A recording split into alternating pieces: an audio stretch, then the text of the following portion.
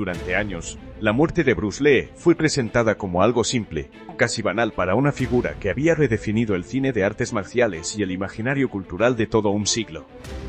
La versión oficial decía que había sufrido un edema cerebral provocado por una reacción adversa a un analgésico, un diagnóstico rápido, clínico, cerrado sin demasiadas preguntas. El público lo aceptó.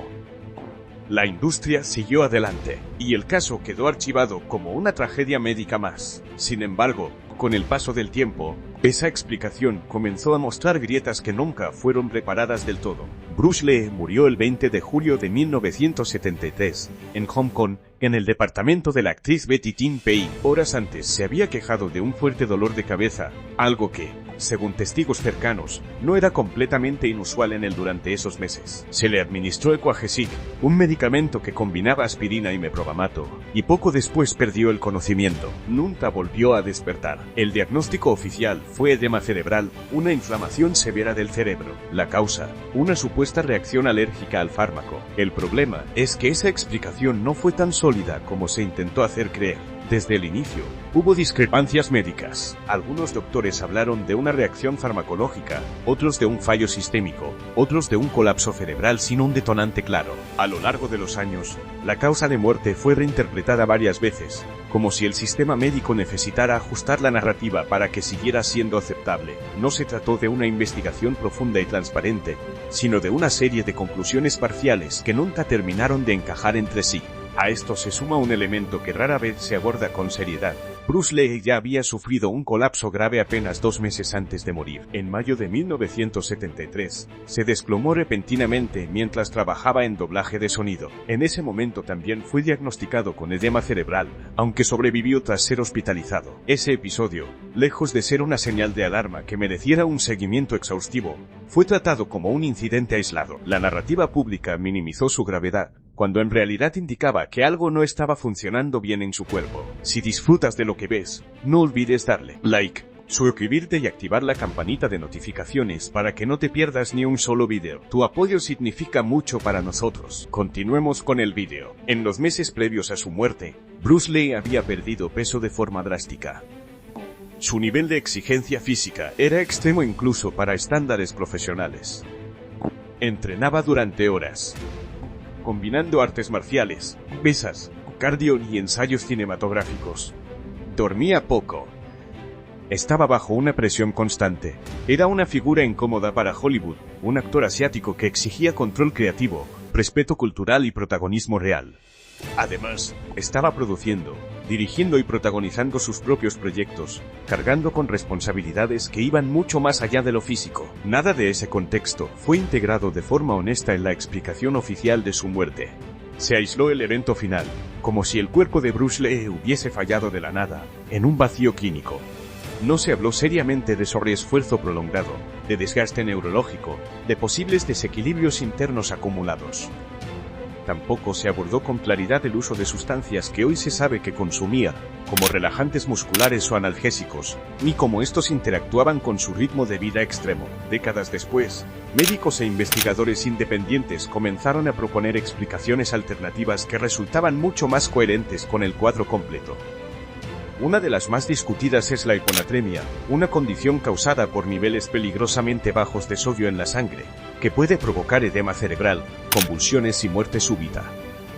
Bruce Lee bebía grandes cantidades de agua, había reducido drásticamente su consumo de grasas, había eliminado parte de sus glándulas sudoríparas axilares años antes y se sometía a entrenamientos extenuantes en climas cálidos. Todo esto podría haber contribuido a un desequilibrio fatal. Otras teorías hablan de daño cerebral acumulado, producto de golpes repetidos, estrés extremo y episodios previos maltratados. No son teorías conspirativas sin base, sino hipótesis médicas que, curiosamente, nunca fueron exploradas a fondo en su momento por las autoridades. No porque no existieran indicios, sino porque reconocerlas habría implicado admitir negligencia, errores de diagnóstico o, como mínimo, una gestión deficiente de la salud de una de las figuras más visibles del mundo. Y luego está el silencio de la familia Lee.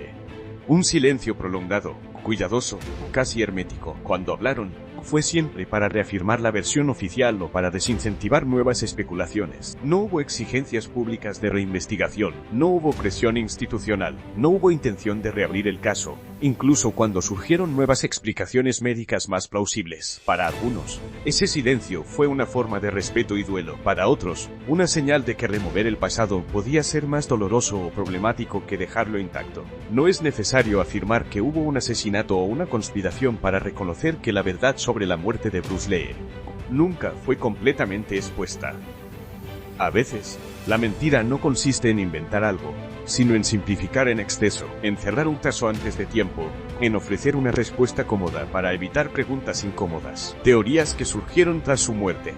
Con el paso de los años, y a medida que la figura de Bruce Lee se transformaba en mito, comenzaron a surgir interpretaciones que iban más allá del ámbito estrictamente médico. Algunas fueron descartadas con rapidez por su tono sensacionalista, pero otras persistieron porque llenaban los vacíos que la versión oficial nunca logró cerrar. Cuando una muerte tan abrupta deja más preguntas que respuestas, el imaginario colectivo inevitablemente intenta completarla. Una de las primeras teorías que circularon fue la del envenenamiento, no necesariamente planteada como un asesinato directo, sino como una posible exposición accidental o indirecta a una sustancia tóxica. En aquel contexto, Bruce Lee era una figura incómoda para ciertos sectores, un hombre asiático que exigía control creativo, que desafiaba estereotipos y que no aceptaba el lugar secundario que Hollywood le había asignado históricamente. Para algunos, su ascenso demasiado rápido generó enemistades silenciosas. Sin embargo, nunca se encontraron pruebas concluyentes de toxinas específicas en su organismo, por lo que esta teoría quedó suspendida en el terreno de la sospecha más que de la evidencia verificable. Reacciones médicas mal diagnosticadas. Otra hipótesis menos difundida, pero médicamente más plausible, apunta a un shock anafiláctico no correctamente diagnosticado. No como una simple alergia puntual, sino como una reacción sistémica agravada por un cuerpo ya comprometido. Bruce Lee no solo había ingerido Aquagesic, sino que también consumía suplementos, relajantes musculares y otros fármacos que, hoy se sabe, pueden generar interacciones peligrosas. En los años 70, la comprensión de estas combinaciones era limitada, y los protocolos médicos no eran tan rigurosos como los actuales. En este escenario, el edema cerebral no sería la causa primaria de la muerte, sino el resultado final de un colapso interno progresivo, el costo físico de vivir al límite. También se ha planteado la posibilidad de un fallo orgánico inducido por estrés extremo, una explicación que hoy resulta mucho más comprensible que en 1973. Bruce Lee vivía bajo una presión constante, tanto física como mental. Entrenaba sin descanso, dormía poco, se alimentaba de forma restrictiva y cargaba con el peso de dirigir, producir y protagonizar sus propios proyectos. No se trataba solo de un desgaste físico, sino de un estado permanente de alerta. En ese contexto, su cuerpo pudo haber alcanzado un punto crítico en el que cualquier detonante, un medicamento, una deshidratación leve, un dolor de cabeza, resultara fatal. El caso que se cerró demasiado pronto. Ninguna de estas teorías explica por completo por qué el caso fue cerrado con tanta rapidez ni por qué nunca se promovió.